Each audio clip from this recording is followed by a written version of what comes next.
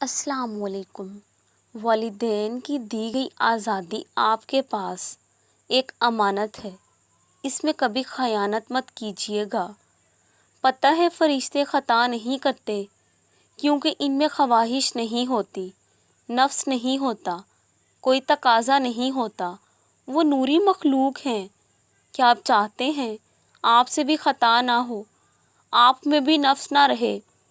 حالانکہ آپ تو انسان ہیں، بشر سے خطا لازم ہے، تو پھر چند گناہوں پہ مایوسی کیسی؟ خود کو بجھنے نہ دیا کریں، توبہ کر کے پھر سے اٹھ کر چل پڑا کریں۔ جیسے آپ سے خطا لازم ہے، آپ کے رب پہ اس کی رحمت لازم ہے۔